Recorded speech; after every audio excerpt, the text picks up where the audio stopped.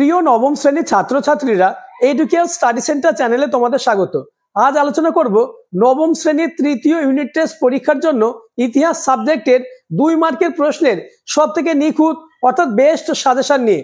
আমি তোমাদের জন্য ইতিহাস সাবজেক্টের প্রত্যেকটি অধ্যায় ভিত্তিক এমন কিছু 2 মার্কের গোপন প্রশ্ন বলবো যেগুলি থেকেই ওয়েস্ট বেঙ্গলের সমস্ত স্কুলে নবম শ্রেণীর তৃতীয় ইউনিট টেস্ট পরীক্ষায় কমন আসবেই। তাই কথা না বাড়িয়ে শুরু করছি আজকের আলোচনা। আর হ্যাঁ, চ্যানেলে নতুন হয়ে থাকলে চ্যানেলটিকে সাবস্ক্রাইব করে দেবে এবং ভিডিওটি তোমার সমস্ত বন্ধুদের মধ্যে শেয়ার করে দেবে। তৃতীয় পর্যায়ক্রমিক মূল্যায়ন 2025 নবম শ্রেণী।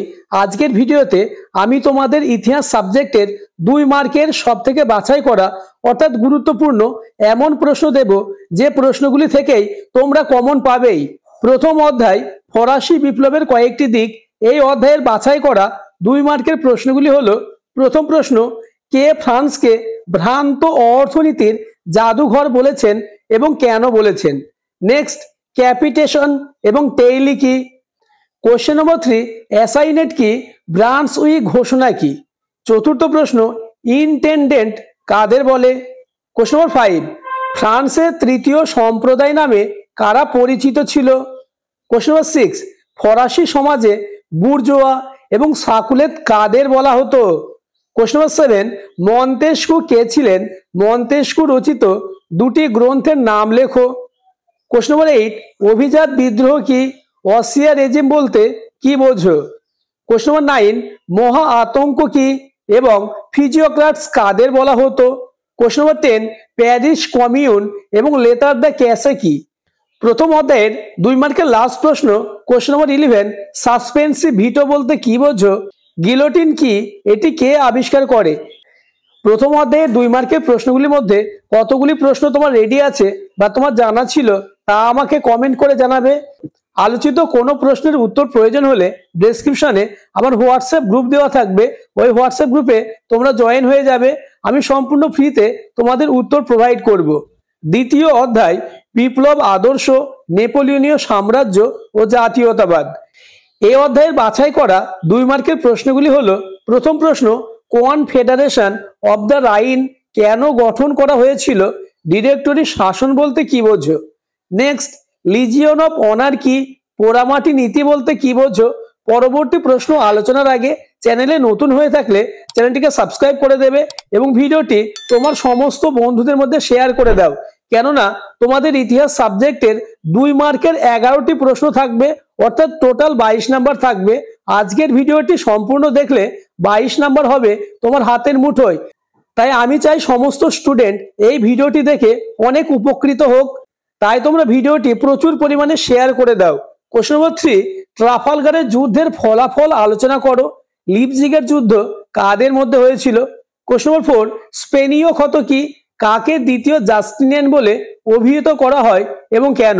আমি তোমাদের জন্য সবথেকে বাছাই করা অর্থাৎ সাজেস্টিভ প্রশ্ন দিয়েছি, যে প্রশ্নগুলি থেকেই তোমাদের নবম শ্রেণীর তৃতীয় ইউনিট টেস্ট পরীক্ষায় কমন আসবেই। কোশ্চেন নম্বর 5, বার্লিন ডিক্রি এবং মিলান ডিক্রি কি? কোশ্চেন নম্বর 6, নেপোলিয়নকে বিপ্লবের সন্তান বলা হয় কেন? কোশ্চেন নম্বর 7, ওয়াটারলুর যুদ্ধ কত খ্রিস্টাব্দে এবং কাদের মধ্যে হয়েছিল? কোশ্চেন নম্বর 8, উপদ্বীপের যুদ্ধ বলতে কি বোঝো? জাতি সমূহের যুদ্ধ কোন যুদ্ধকে এবং কেন বলা হয়? তৃতীয় অধ্যায় ঊনবিংশ শতকের ইউরোপ। এই অধ্যায়ের মোস্ট ইম্পর্টেন্ট 2 মার্কের প্রশ্নগুলি হলো: নাম্বার 1, ভিয়েনা সম্মেলনে যোগদানকারী বৃহৎ 4টি শক্তি কোন কোন দেশগুলি ছিল তা আলোচনা করো। কোশ্চেন নম্বর 2, জাতীয়তাবাদ বলতে কি বোঝো? ভিয়েনা সম্মেলনে গৃহীত ক্ষতিপূরণ নীতি বলতে কি বোঝো? তৃতীয় প্রশ্ন, মনরো নীতি কি? মেটারনিক কে ছিলেন? কোশ্চেন নম্বর 4, কার্লসবার্গ ডিক্রি কি? ভিলিল কে ছিলেন? কোশ্চেন নম্বর 5, 1848 খ্রিস্টাব্দকে বিপ্লবের বছর বলা হয় কেন? কোশ্চেন নম্বর 6, রিস আর্গুমেন্টো কি? কার্বোনারি কি এবং জোলভের আইন কি? নেক্সট, এমস টেলিগ্রাম বলতে কি বোঝো? ভিয়েনা সম্মেলনের প্রধান নীতিগুলি কি কি? পরের প্রশ্ন, মুক্তির ঘোষণাপত্র বলতে কি বোঝো? কোশ্চেন নম্বর 9, ভিয়েনা সম্মেলনের উদ্দেশ্য লেখো। ইউরোপের রুগ্ন ব্যক্তি কোন দেশকে এবং কেন বলা হয়? নেক্সট, বিসমার্কের রক্ত ও লৌহ নীতি বলতে কি বোঝো? আলোচিত প্রত্যেকটি প্রশ্ন মোস্ট ইম্পর্টেন্স, তাই আলোচিত প্রত্যেকটি প্রশ্ন তোমরা পরীক্ষার আগে মুখস্থ করে নেবে, কেননা আলোচিত প্রশ্ন থেকেই তোমরা কমন পাবে। নেক্সট কোশ্চেন নাম্বার 11, মুক্তিদাতা জার কাকে বলা হয়, কেন বলা হয় এবং ডুমা ও মির কি? চতুর্থ অধ্যায় শিল্প বিপ্লব, উপনিবেশবাদ ও সাম্রাজ্য। প্রথম প্রশ্ন, শিল্প বিপ্লবকে বিপ্লব বলা হয় কেন? কারখানা প্রথা বা ফ্যাক্টরি প্রথা বলতে কি বোঝো? নেক্সট, কে কেন ইংল্যান্ডকে বিশ্বের কারখানা বলেছেন? কোশ্চেন নাম্বার 3, ইউটোপিয়ান সমাজতন্ত্রী বলে কাকে অভিহিত করা হয়? চতুর্থ প্রশ্ন, প্রথম বিশ্বযুদ্ধে বিবদমান পক্ষগুলির নাম লেখো, সমাজতন্ত্রবাদ কি? কোশ্চেন নাম্বার 5, ঘেটো কাকে বলে? প্যারি কমিউন গঠনের উদ্দেশ্য কি ছিল? নেক্সট, মার্ক্সবাদের প্রধান নীতিগুলি কি ছিল? সুয়েজ খাল খননের উদ্দেশ্য কি ছিল? পরের প্রশ্ন, লুটাইট আন্দোলন কি? সেন্ট সাইমন কে ছিলেন? তিনি কেন বিখ্যাত? পরের প্রশ্ন, রক্তাক্ত রবিবার বলতে কি বোঝো? মরক্কো সংকট কি? কোশ্চেন নাম্বার 9, ভারতীয় ব্রিটিশ সাম্রাজ্যের রত্ন বলা হয় কেন? পঞ্চম অধ্যায় অর্থাৎ 20 শতকের ইউরোপ, এই অধ্যায়ের প্রশ্ন আলোচনার আগে আবার বলবো, চ্যানেলে নতুন হয়ে থাকলে চ্যানেলটিকে সাবস্ক্রাইব করে দেবে এবং ভিডিওটি তোমার বন্ধুদের মধ্যে শেয়ার করে দাও।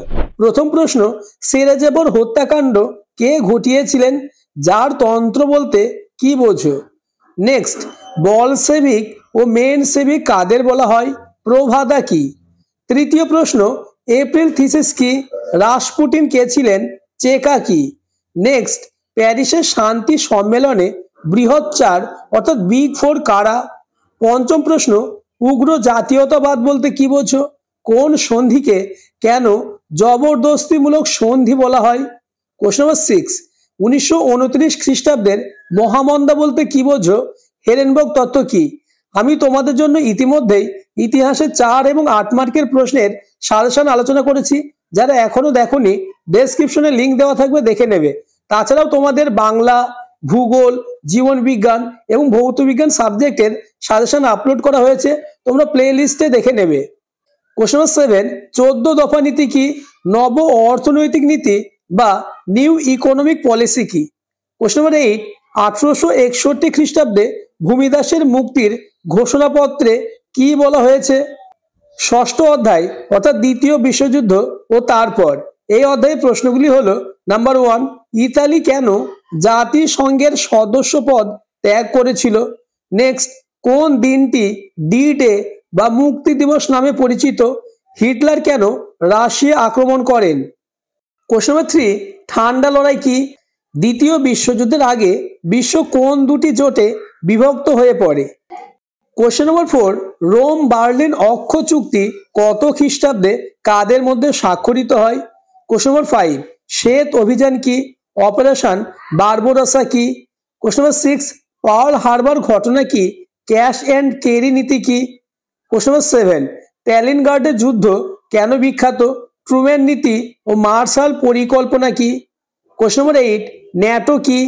অনরা বা জাতিপুঞ্জের ত্রাণ ও পুনর্বাসন প্রশাসন কি? তোমাদের লাস্ট অধ্যায় জাতিসংঘ ও সম্মিলিত জাতিপুঞ্জ অর্থাৎ সপ্তম অধ্যায়, এই অধ্যায়ের মোস্ট ইম্পর্টেন্স অর্থাৎ বাছাই করা 2 মার্কের প্রশ্নগুলি হলো, নাম্বার 1, কোথায় কবে জাতিসংঘের প্রথম অধিবেশন বসে?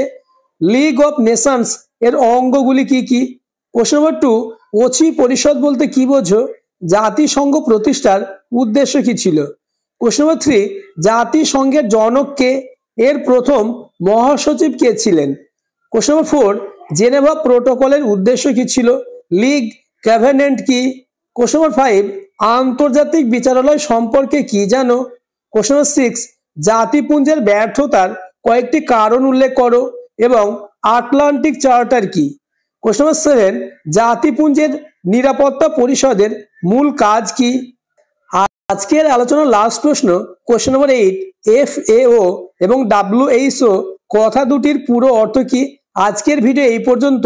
পরবর্তীতে কোন সাবজেক্টের সাজেশন নিয়ে আলোচনা করলে তোমাদের সুবিধা হবে তা আমাকে কমেন্ট করে জানাবে এবং চ্যানেলটিকে সাবস্ক্রাইব করে দেবে।